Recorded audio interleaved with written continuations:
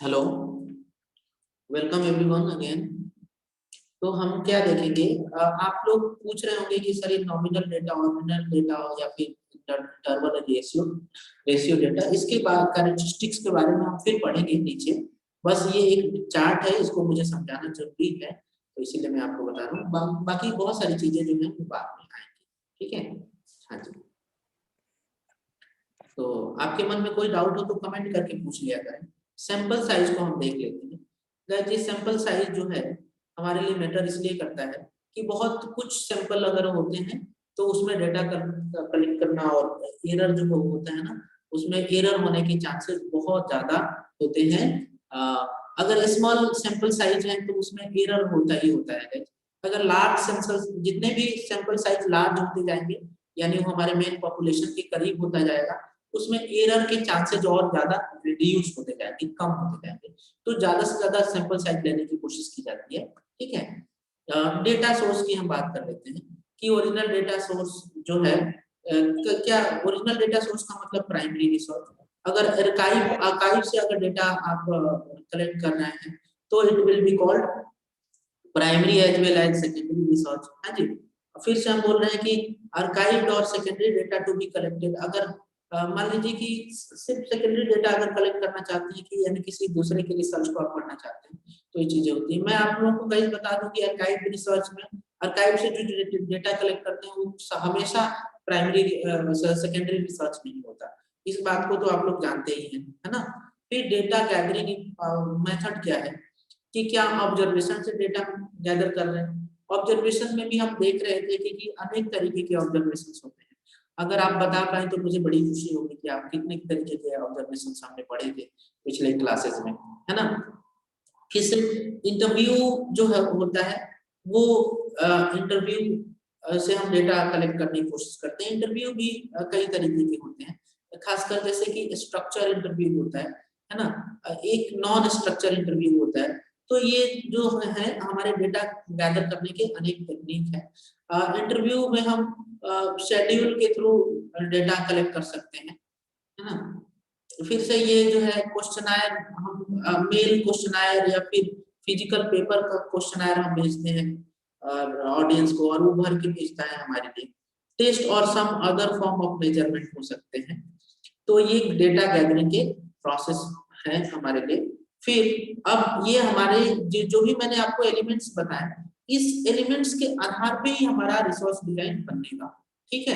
हाँ जी, पूरा का पूरा एलिमेंट्स, इन सारे एलिमेंट्स के डिजाइन पे, जैसे आप घर बनाने जाते हैं ना तो उसमें रॉड लगता है, सीमेंट लगता है ना। आप लोग कहेंगे तो ये सारी चीजें को हमें पहले ही प्लान करना पड़ेगा। जैसे ही हम स्ट्रक्चर बना रहे होते हैं घर का, तो उस स्ट्रक्चर के समय ये देखना होता है कि हमारे लिए रॉड कितने क्विंटल लगेंगे, सीमेंट्स कितने कट्टे लगेंगे या फिर बोरियां। इसके अलावा हम बात करेंगे कि ईंट यानी ब्रिक्स कितने लगेंगे, लेबर कितने लगेंगे, लेबर जो है वो हम कहाँ से लाएंगे। तो ये सारी तरीके जो एक जब स्ट्रक्चर हम कर रहे होते हैं तो ये सब चीजें ध्यान में रखना होता है। उसी तरीके से रिसर्च जब डिजाइन कर रहे होते हैं तो हमें ध्यान में रखना है। एक चीज मैं भूल गया, वो है बजट। हाँ जी, क्या है? बजट। तो बजट जो है, मान लीजिए कि आप किसी रिसर्च कंपनी के अंडर में हैं, तो अगर उसने अग्रीमेंट कर रखा है कि आप पैसे की चिंता नहीं करिए, आप बस रिसर्च करिए, तब तो आप करिए, नो टेंशन। आप अनेक तरीके से बहुत सारा सैंपल साइज रख सकते हैं। लेकिन जब आपके पास पैसा नहीं है ना, तो आप क्या करते हैं, आप कम सैंपल साइज रखते हैं, एक्सपेरिमेंटल रिसर्च करने की कोशिश नहीं करते हैं। आप कोशिश करते हैं कि आप परपजिव सैंपलिंग कर लें, है ना। तो ये कुछ तरीके होते हैं। लेकिन जब अब जैसे मान लीजिए मैं आपको बताऊं कि अगर आपके पास नेट है ना, और आप अगर रिसर्च करना चाहते हैं तो जाहिर सी बात है नेट में बहुत आपको स्कॉलरशिप नहीं मिलता है। तो आप ऐसा रिसर्च डिजाइन प्रिपेयर नहीं करेंगे जिसमें बहुत ज्यादा पैसे खर्च की जरूरत करने की जरूरत है। लेकिन आपके पास जेआरएफ वगैरह है ना, तो आप कोशिश करेंगे कि चलो मेरे रिसर्च में 5-6 हजार 7 हजार पर मंथ लग भी जाएगा तो कोई बात नहीं, बस मैं बढ़िया रिसर्च करके दूंगा, है ना। तो ये कुछ इंडिपेंडेंस होता है जब आपके पास पैसा होता है, ठीक है गाइस। तो गाइस मैं आप लोगों को ये सारी चीजें इसलिए बता रहा हूँ, मैं प्रैक्टिकल एक्सपीरियंस आपको बता रहा हूँ और ये कुछ जो मतलब रिटन एक्सपीरियंस उसको मिक्स करके बता रहा हूँ, बहुत काम आने वाला है। ये सारी प्रैक्टिकल चीजें हैं। फिर हम बात कर रहे हैं द डिजाइन ऑफ एक्सपेरिमेंट बोलते हैं इसको। या डॉय बोलते हैं। डॉय का मतलब डिजाइन ऑफ एक्सपेरिमेंट, या फिर इसको डॉक्स भी बोलते हैं। डॉक्स मतलब एक्सपेरिमेंटल डिजाइन, है ना। और एक्सपेरिमेंटल डिजाइन का एक और दूसरा नाम है रैंडमाइज्ड एक्सपेरिमेंट। हाँ जी, क्या बोलते हैं गाइस? Randomised experiment. हाँ हाँ, तो इस तरीके से हम इसको अनेक नामों से जानते हैं डिजाइन को, और खासकर एक्सपेरिमेंटल डिजाइन को। अब जो डिजाइन है हमारे लिए दो तीन तरीके की जो मेनली है, मैं आपको बता दूं। अब बहुत सारे लोग जो आप लोग पढ़ेंगे कि जिसमें अनेक तरीके के डिजाइन है, उसमें पहला डिजाइन हम लोग देख लेते हैं, डिजाइन ऑफ एक्सपेरिमेंट जिसको बोलते हैं। मैंने यहाँ पे नंबर 1 यहाँ पे एक लिखना था गाइस, आप लोग लिख लें, है ना। नंबर 1 वाला जो था, 1 नंबर का जो रिसर्च डिजाइन है वो है हमारे लिए एक्सपेरिमेंटल रिसर्च डिजाइन। तो इसमें हम क्या करते हैं, एक्सपेरिमेंटल रिसर्च डिजाइन में ना कुछ इसकी खासियतें हैं, उसको हम लोग समझ लेते हैं। In its simplest form, an experimental जो रिसर्च डिजाइन है aim to predict the outcome by introducing a change of the pre condition which is represented by one or more independent variable or also referred as a input variable। independent variable को हम क्या क्या बोलते हैं guys, आप लोग एक बार लिख लें। क्या क्या बोलते हैं इंडिपेंडेंट वेरिएबल को?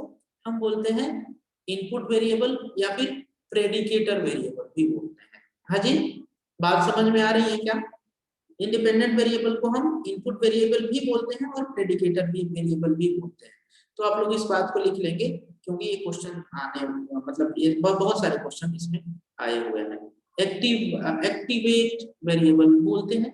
वाई कॉल्ड सो, अच्छा वाई कॉल्ड सो का मतलब ये है कि जो है हम इनपुट, यही वेरिएबल जो है वो इनपुट डालता है और इसी का आउटपुट जो है ना वो हम देखते हैं डिपेंडेंट वेरिएबल पे, और डिपेंडेंट वेरिएबल को हम रिस्पांस वेरिएबल भी बोलते हैं। बस इसीलिए इसको प्रेडिकेटर बोलते हैं कि ये पहले इनिशिएट करेगा और फिर प्रेडिक्ट करेगा कि किस तरीके के आगे रिजल्ट आएंगे, ठीक है हमारे लिए। और आउटपुट वेरिएबल हम बोलते हैं डिपेंडेंट वेरिएबल को। तो इस चीज को आप लोग जान लेंगे।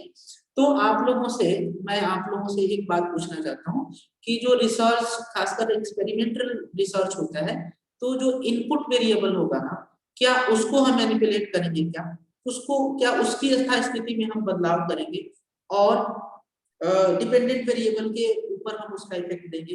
देखेंगे क्या बात मैं सही बोल रहा हूँ, हाँ या ना बोलिए एक बार आपको, है ना।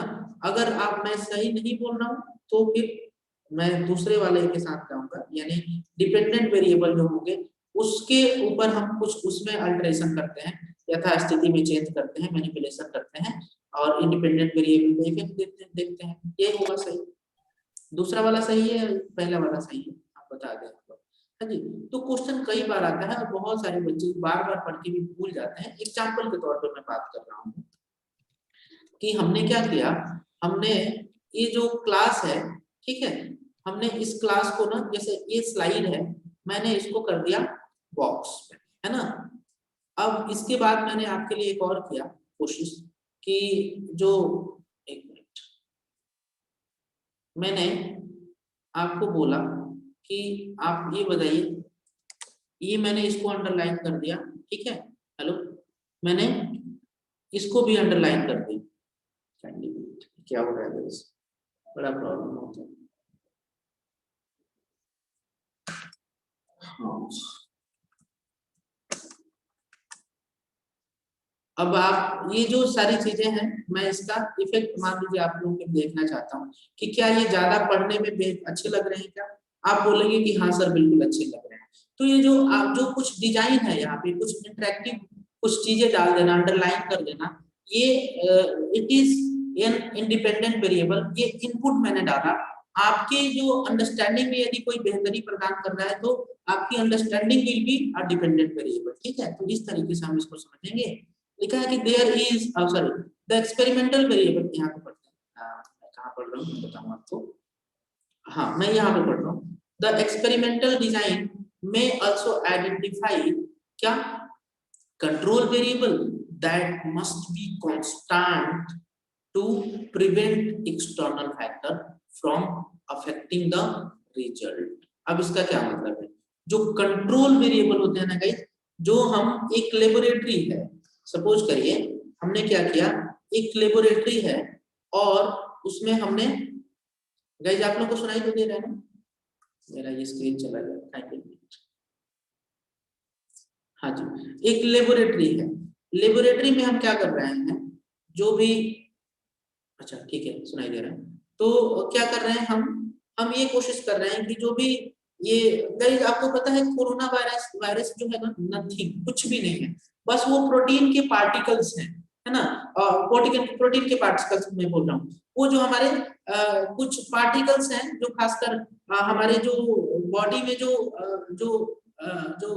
ये है ब्लड के जो क्या बोलते हैं उसको, मतलब ब्लड के साथ मिलके वो अपने आप को और ग्रो कर देते हैं। जो कोरोना वायरस कोई जीव नहीं है ना। तो सपोज करिए कि हम रिसर्च करना चाह रहे हैं, जो एक इंडिपेंडेंट वेरिएबल हमने बनाया है। इंडिपेंडेंट वेरिएबल क्या है हमारे लिए? कोवैक्सीन है, कोवैक्सीन, ठीक है। अभी कोवैक्सीन हमारे लिए इंडिपेंडेंट वेरिएबल है, और जो कोरोना वायरस है ना, वो हमारे लिए डिपेंडेंट वेरिएबल है। अब हमने ये जो वैक्सीन दिया है यहाँ पे, तो कोरोना वायरस की स्थिति में कुछ चेंज हो रहा है या नहीं, वो मतलब मर रहे हैं या नहीं, या फिर हमारा जो ब्लड सेल है वो बेहतर तरीके से और काम करने लगा नहीं, तो कोरोना वायरस के जो है उनकी संख्या में कमी आना या बढ़ना जो होगा, वो हमारे लिए डिपेंडेंट वेरिएबल होगा। और कोवैक्सीन का जो आप यूं कहें कि इंटरवेंशन होगा, वो होगा हमारे लिए इंडिपेंडेंट वेरिएबल। अब कंट्रोल हम क्या किन किन चीजों को कोशिश करेंगे, हम कंट्रोल करने की कोशिश करेंगे कि एकदम नॉर्मल टेम्परेचर रहे। हम कंट्रोल करने की कोशिश करेंगे कि कोई इसके अलावा, कोवैक्सीन के अलावा और कोई दवाई हम ना दें इसमें, जैसे पैरासीटामोल वगैरह हम ना दें, है ना, डेक्सामेथासोन वगैरह हम ना दें। तो इससे क्या होगा सर, कोरोना वायरस का कुछ नहीं होकर इतनी क्या है दहशत फैलाई है, अगर कुछ होगा तो आतंक मचा देगा। हाँ, इट में भी, आई डोंट नो बेसिकली, लेकिन गाइस ये साइंटिफिक प्रूव हो चुका है कि बहुत सारी चीजें तो हैं इसमें, है ना। तो हमने क्या किया, यहाँ पे समझने की कोशिश करें। हम पैरासिटामोल की गोली इसको नहीं देके बीच में कोवैक्सीन दे रहे हैं, तो फिर हम उसको देखने की कोशिश करेंगे कि किस तरीके से यथास्थिति जो है कोरोना वायरस की जो संख्या है वो क्या कम हुई है या नहीं हुई है, या फिर जो ब्लड सेल्स हैं वो बेहतर तरीके से काम कर रहे हैं, निमोनिया वाली सिचुएशन तो नहीं उपस्थित हो रही है। गाइस मेनली क्या होता है कोरोना वायरस में, जो है वो खून की हमारी कमी हो जाती है, लंग्स वो हमारे स्वेलिंग होने लगते हैं, और इस तरीके से डेथ की स्थिति में पहुंचता है इंसान। तो इस तरीके से हम देखते हैं कि उस सिचुएशन में कोई और मॉडरेट वेरिएबल या फिर एक्सट्रेनियस वेरिएबल तो अफेक्ट नहीं कर रहा है। उन सारे मॉडरेट वेरिएबल, एक्सट्रेनियस वेरिएबल को हम कंट्रोल करने की कोशिश करते हैं कि भैया आप बाहर ही रहो, मैं रिसर्च कर रहा हूँ, आप इस लेबोरेटरी में मत घुसना, ठीक है। तो वो कंट्रोल वेरिएबल होता है। कंट्रोल वेरिएबल के अलग अलग टाइप्स मैंने आपको बताया। एक होता है हमारे लिए ट्रीटमेंट वेरिएबल, है जी, तो जिसको कि हम ट्रीट कर रहे हैं डिफरेंट इसको, जो हमारा ये है ये वाली चीजें, जो व्यक्ति है जो कोरोना वायरस उसके अंदर है, तो उसके लिए ये हमारे लिए ट्रीटमेंट वेरिएबल है। फिर हम बात कर रहे हैं कि manipulation, control, randomization, dependent and independent variable, और कॉज एंड इफेक्ट। ये 5 जो काजल आप पूछ रही थी ना कि कौन कौन से सर वो पर्टिकुलर 5 पॉइंट है, जो कि जिसको अगर वो होंगे तभी हम रैंडम बोलेंगे, अदरवाइज उसको हम रैंडम नहीं बोलेंगे। तो रैंडमनेस, सॉरी रैंडम मैं बोल रहा हूँ, एक्सपेरिमेंटल रिसर्च होने के लिए क्या करना पड़ेगा हमें, एक्सपेरिमेंटल रिसर्च अगर तभी हम किसी को बोलेंगे जो 5 शर्तों पे खरा उतरता हो, ठीक है। मैनिपुलेशन हो रहा हो इसका, इंडिपेंडेंट वेरिएबल का, किस पे, डिपेंडेंट वेरिएबल पे। दूसरा, कंट्रोल वेरिएबल भी हो, मतलब जो अदर वेरिएबल हो उसको कंट्रोल किया जा रहा है, वो किसी भी तरीके से इंटरफियर नहीं करना है।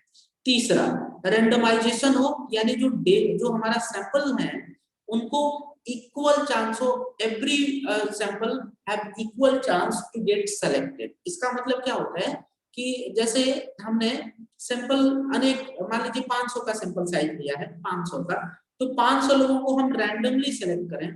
500 लोगों को रैंडमली सेलेक्ट करने के क्या तरीके हो सकते हैं, हम एक बाउल बनाते हैं यहाँ पे, और इस बाउल में हम 500 लोगों का नाम लिख के डाल देते हैं, और एक बच्चे से बोलते हैं कि इसमें से ना 500 में आप 10% मान लीजिए सेलेक्ट करना चाहते हैं सैंपल, है ना। मतलब ये 500 पॉपुलेशन है, 10 वो करना चाहते हैं सैंपल, 10%, 10%, तो 500 का 10% कितना हो जाएगा, 50, यही होगा ना।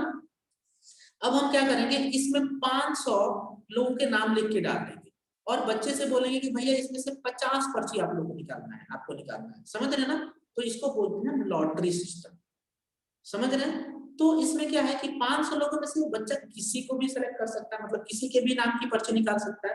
Are you understanding? बात समझ में आ रही है क्या? जैसे आप लोगों का फीडबैक भी आना जरूरी है। ओके जी सर, जी समझ में आ रही है। दूसरा तरीका ये हो सकता है, दूसरा एक तरीका मैं बता देता हूँ कि जैसे मान लीजिए 500 लोग हैं, है ना? 500 लोगों को एक लाइन में खड़ा करा दिया गया और हमने बोला कि हर एक एवरी जो 10th जो होंगे हमारे लिए, एवरी 10th जो पर्सन होंगे वो हमारे सैंपल में आएंगे, ठीक है? जो एक्सपेरिमेंटल सैंपल है उसमें हम उनको लेंगे। तो मान लीजिए यहाँ पे पहला ए है, B C D E F G H I J, तो इस तरीके से फिर 10वां पे जो लेटर आता है उसको हम सिलेक्ट करेंगे, इस तरीके से 20वें नंबर पे 30वें, ऐसे करके तो भी हमारे पास 50 सैंपल आ जाएंगे, है ना? तो ये भी एक तरीका होता है जिसको कि हम सिस्टमैटिक रैंडम सैंपलिंग वगैरह बोलते हैं। Sir does randomization happen all the times in experimental? बिल्कुल, अगर हम एक्सपेरिमेंटल रिसर्च तभी उसको बोलेंगे ही जब वहां पे रैंडमाइजेशन होगा। अगर रैंडमाइजेशन नहीं होगा तो हम उसको क्वासी एक्सपेरिमेंटल बोलते हैं, क्वासी एक्सपेरिमेंटल। हाँ जी, ठीक है, बात समझ में? Ashley Matthews. तो हम आगे बढ़ते हैं। तो ये क्या है? रैंडमाइजेशन होगा। डिपेंडेंट और इंडिपेंडेंट वेरिएबल का होना जरूरी है। इंडिपेंडेंट वेरिएबल का इफेक्ट देखते हैं इस पे, है ना? किसका? इंडिपेंडेंट वेरिएबल का इफेक्ट देखते हैं डिपेंडेंट वेरिएबल पे। कॉज एंड इफेक्ट रिलेशनशिप तो होगा ही है। किसका इफेक्ट? किस पे इफेक्ट? किसका इफेक्ट गाइस? मुझे बताएं, किस चीज का इफेक्ट आप देखना चाहेंगे? डिपेंडेंट वेरिएबल का या फिर इंडिपेंडेंट वेरिएबल का बोल रहा हूँ शब्द का मतलब ऑफ, है ना? इंडिपेंडेंट वेरिएबल का इफेक्ट आप देखना चाहते हैं ऑफ इंडिपेंडेंट वेरिएबल, है ना? इंडिपेंडेंट और ऑन डिपेंडेंट, ठीक है? ऑफ और ऑन वाला मामला है, आप इसको समझ जाए, है ना? ठीक है, चलिए अब हम आगे बढ़ते हैं। तो गई हम ना आज फिर से मैं ये एक्सपेरिमेंटल डिजाइन तक ही इस क्लास को रखता हूँ। आने वाले जो लेक्चर रहेंगे वो हमारे लिए अदर रिसर्च डिजाइन के लिए हम उसमें पढ़ेंगे। तो मुझे अभी आप लोग को फिर से 1 घंटे बाद कनेक्ट करना है और उसके लिए कुछ मटेरियल बनाना है। आप सभी लोग आए, हम जो अभी हमने नहीं पढ़ा है ना थियरी, क्या बोलते हैं उसको? Cultural imperialism theory. Cultural imperialism theory हम अनअकैडमी पे पढ़ने वाले हैं और आप सभी लोग आए, वहां पे हम लोग पढ़ेंगे और कुछ क्वेश्चन भी उससे रिलेटेड करेंगे, ठीक है? आज अभी हमारी क्लास यहीं तक। अब कुछ क्वेश्चन है तो आप लोग पूछ सकते हैं 5 मिनट में। मैं रिकॉर्डिंग ऑफ कर दूं? हाँ बोलो। सर एक सपोज अगर 9 बजे वाला क्लास नहीं कर सके तो मतलब उसका तो बाद में लिंक से भी देख सकते हैं ना? हाँ हाँ, जाके आप लोग देख सकते हैं। और सर मॉर्निंग वाली क्लास का मतलब रिकॉर्डिंग नहीं आया है। हाँ हाँ, वो मैं अभी भेजूंगा। ये अभी काम अच्छा नहीं कर रहा था ना लैपटॉप हमारा क्लास में, अभी अच्छा इसको सही करा के लेके आया जी सर, ओके थैंक यू, बस यही। एकदम। क्या ठीक है, और कोई क्वेश्चन है तो आप पूछ लीजिए, 2-3 मिनट है हमारे पास।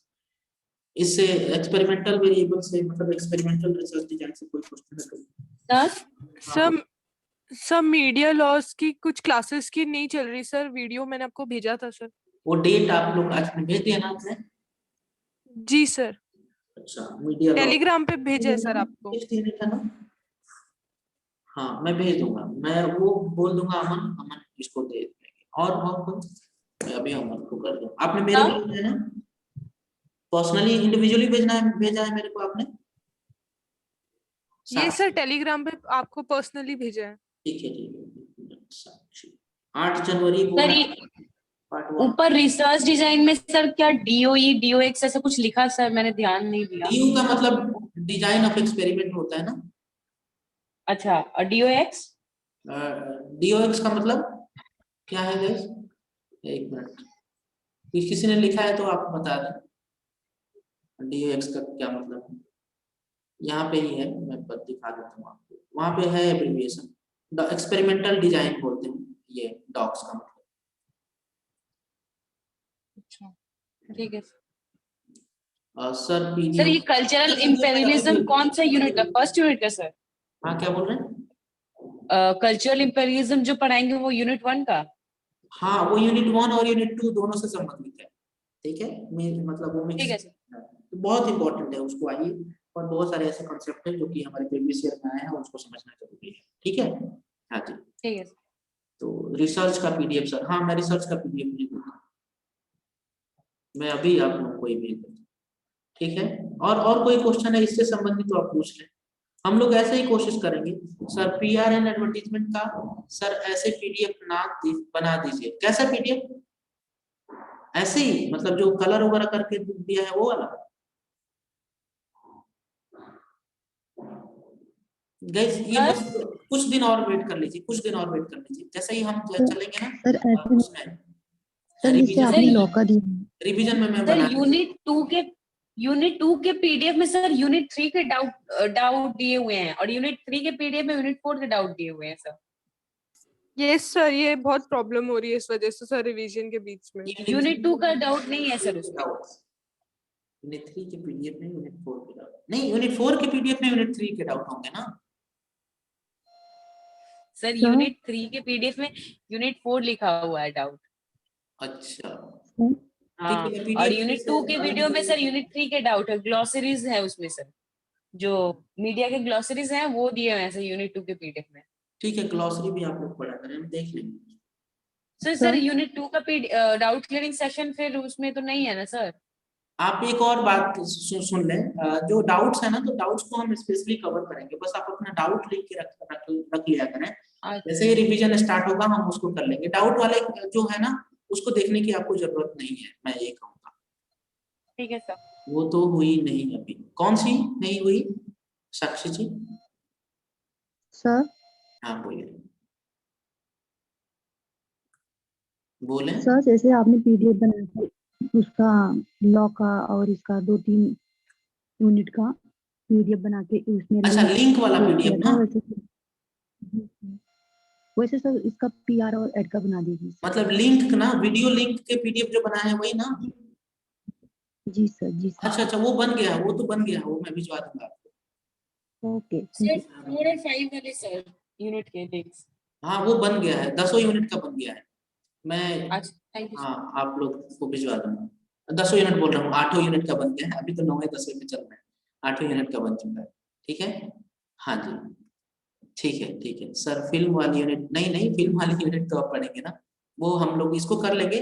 हम कल भी सुबह में क्लास करेंगे गाइस, कल सुबह में हम कनेक्ट करेंगे, और परसों हम सुबह में नहीं करेंगे, लेकिन जब जब मेरे को छुट्टी रहेगी तब तक हम सुबह शाम दोनों क्लास करेंगे, ताकि हमारा जल्दी हो जाए, रिवीजन भी हम थोड़ा प्रॉपर समय दे पाए। अभी नहीं हुई है फिल्म वाली, हाँ अभी नहीं हुई है। ठीक है गाइस, हम लोग मिलते हैं 9 बजे एग्जैक्ट ऑन अनअकैडमी, ठीक है। चलिए बाय एवरीवन। सर कल का टाइम? कल का टाइम सुबह 8 बजे।